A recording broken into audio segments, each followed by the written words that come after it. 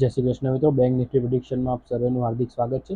મિત્રો, બેંક નિફ્ટીમાં આપણે આજનું શું ડિસ્કશન હતું અને બેંક નિફ્ટી આજે કેવી રીતે કામ કર્યું, સૌથી પહેલાં આપણે એ સમજી લઈએ. મિત્રો, બેંક નિફ્ટીમાં આપણું અહીંયા ડિસ્કશન હતું કે આપણે આ કેન્ડલના હાઈને ક્યાં માર્ક કરી રાખ્યું હતું કે જો માર્કેટ ક્યાંક ને ક્યાંક અહીંયા આપણને નજીક મળે છે તો આપણે અહીંયાથી એક પીની પોઝિશન ટ્રાય કર્યું છે અને આપણે ટાર્ગેટ લગભગ આપણે અહીંયા સુધીના આપણે રાખ્યા હતા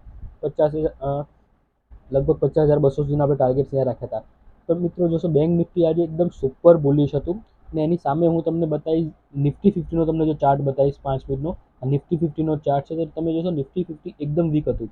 જે આપણે બેંક નિફ્ટીમાં ફોલ અહીંયા એક્સપેક્ટ કર્યો હતો, જે રીતનો જે પેલો સ્ટ્રોંગ રેઝિસ્ટન્સ હતો, જેમ બેંક નિફ્ટીમાં આપણે એક્સપેક્ટ કર્યો હતો કે બેંક નિફ્ટીમાં એક આવો મોમેન્ટ આપણે અહીંયા એક્સપેક્ટ કર્યો હતો, એવો આપણને નિફ્ટીએ અહીંયા આપ્યો. બેંક નિફ્ટીએ આપણને આજે થોડુંક નિરાશ કર્યું છે. બેંક નિફ્ટીએ આપણને નિરાશ કર્યું. નિફ્ટીમાં જે આપણું એક્સપેક્ટેડ બેંક નિફ્ટીમાં ફોલ એક્સપેક્ટેડ હતો આવું, એ નિફ્ટી આપણને આપ્યો ને બેંક નિફ્ટી આજે એનું રિવર્સ કર્યું. આજે બંને ઇન્ડેક્સ તમે જોશો મિત્રો, સવારે 1 કલાક લગભગ બંને ઇન્ડેક્સ એકદમ ઓપોઝિટ ડિરેક્શનમાં ચાલતા હતા. બેંક નિફ્ટી ઉપરની સાઈડ એટલે વધી રહ્યું હતું, જ્યારે નિફ્ટી 50 નીચેની સાઈડ નીચે આવી રહ્યું હતું. તો જ્યારે બંને ઇન્ડેક્સ ઓપોઝિટ ડિરેક્શનમાં ચાલતા હોય ત્યારે તમારે બહુ જ સમજી વિચારીને અથવા તો એ ટાઈમમાં માર્કેટને તમારે અવોઇડ કરવું જોઈએ. માર્કેટને એટલા માટે અવોઇડ કરવું જોઈએ કે કયો ઇન્ડેક્સ કોના ઉપર હાવી થશે એ નક્કી હોતું નથી, કે નિફ્ટી બેંક નિફ્ટીને નીચે લઈને આવશે કે બેંક નિફ્ટી નિફ્ટીને ઉપર લઈને આવશે, એ તમે શ્યોર કોઈ જ ના કહી શકે. એટલા માટે આવા ટાઈમમાં તમારે માર્કેટને અવોઇડ કરવું જોઈએ અથવા તો વેઇટ કરવો જોઈએ કે કોઈ એક તમને ડિરેક્શન મળે કે માર્કેટ ક્યાં જઈ રહ્યું છે.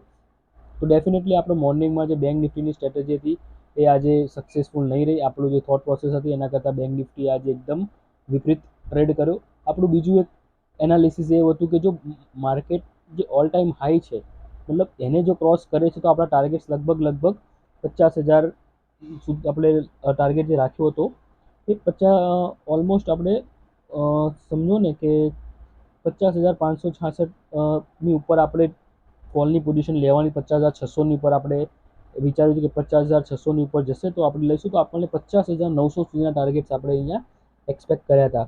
તો માર્કેટ જો આપણે ફર્સ્ટ આપણો એસએલ હિટ થયો હોય અને પછી જો મિત્રોએ સાહસ કર્યો હોય તો ઓલમોસ્ટ આ જ કેન્ડલે બધું અહીંયા એની ઉપર નીકળી ગઈ હતી. તો અહીંયાથી આપણે જે કોલની પોઝિશન લીધી તો 50,900ના ટાર્ગેટ તો માર્કેટે ઇમિડિયેટલી તમને 15 થી 20 મિનિટમાં માર્કેટે આપી દીધા છે. પણ આ ટ્રેડ આપણે રેકમેન્ડ પ્રાયોરિટીમાં નહોતો. આપણું થોટ પ્રોસેસ હતી કે અહીંયાથી આપણને એક ડાઉનફોલ એક્સપેક્ટેડ હતો જે માર્કેટે આપ્યો નહીં, તો આપણે અહીંયા એસએલ લઈને ટ્રેડિંગ ક્લોઝ કરી દેવું જોઈએ. આઈડિયલી દિવસમાં એકવાર એસએલ લેવો જોઈએ. જો તમારી પાસે વધારે કેપિટલ હોય તો 2 વાર, એનાથી વધારે આપણે ટ્રેડ દિવસમાં ના કરવો જોઈએ.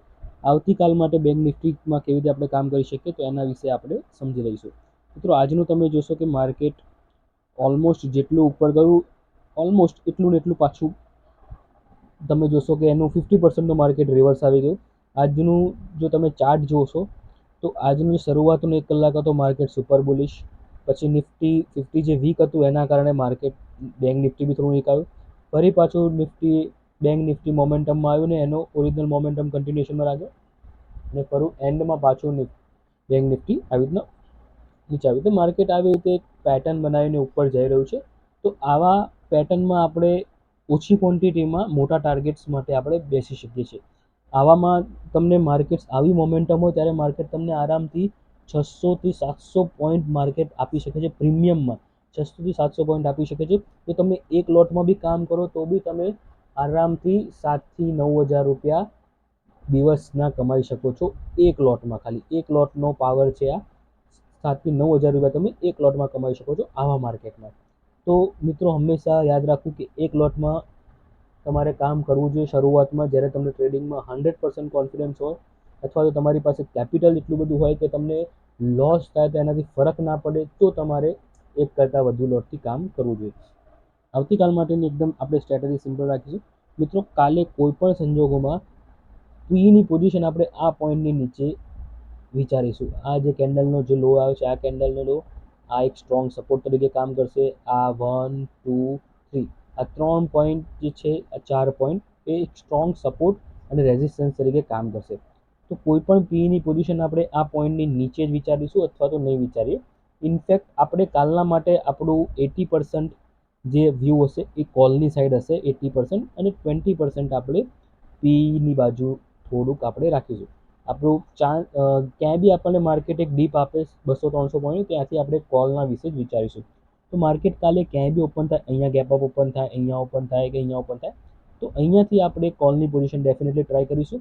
અને આ પોઈન્ટથી આપણે એસએલ ફક્ત ને ફક્ત 50 થી 60 પોઈન્ટનો અહીંયા આપણે એસએલ રાખીશું. 50-60 પોઈન્ટનો એસએલ રાખીને આપણે અહીંયા એક ઓલ ટાઈમ હાઈ સુધીના ટાર્ગેટ્સ માટે ઓલમોસ્ટ 52,000 સુધીના ટાર્ગેટ્સ માટે બેસી શકીએ છીએ. 50 થી 60 પોઈન્ટનો એસએલ અને 700 થી 800 પોઈન્ટનો ટાર્ગેટ. આ રીતનું આપણે કાલે ટ્રેડ લઈ શકીએ છીએ. એક મારા પ્રમાણે કાલે એક આ ટ્રેડ બને છે. જો માર્કેટ અહીંયા ગેપ અપ ઓપન થઈને સીધું જ આ લેવલને બ્રેક કરી નાખે છે, મતલબ માર્કેટ 52,000ને ક્રોસ કરી નાખે છે, તો 52,000 ક્રોસ થતાની સાથે જ આપણે એક સીની પોઝિશન ટ્રાય કરીશું. ટાર્ગેટ આપણે ઉપરની સાઈડ શોર્ટ રાખીશું. 52,410 સુધીના આપણે ટાર્ગેટ્સ રાખીશું. એનાથી વધારે ટાર્ગેટ્સ નહીં લઈએ આપણે. ઉપરની સાઈડ માર્કેટ ક્યાંથી રિવર્સ થશે નોબડી નોઝ. તો 400 પોઈન્ટ મળી જાય તો ઇનફ છે. તો આપણે 52,000 ક્રોસ થાય ગેપ અપ ઓપન થઈને, ફ્લેટ ઓપન થઈને કોઈ પણ સંજોગોમાં, તો આપણે સીની પોઝિશન ટાર્ગેટ 52,410. જો માર્કેટ અહીંયા ફ્લેટ ઓપન થાય, ગેપ અપ ઓપન થાય અને નીચે રિટ્રેસમેન્ટ માટે આવે, તો આ જે પોઈન્ટ આવે છે લગભગ 51,300ની આજુબાજુનો આ પોઈન્ટ આવે છે. 51,300 થી 250ની વચ્ચેનો આ પોઈન્ટ છે. એક્ઝેક્ટ હું તમને કહી દઉં આ પોઈન્ટ કયો છે. આ કેન્ડલનો જે લો આવે છે એ યસ 51,230.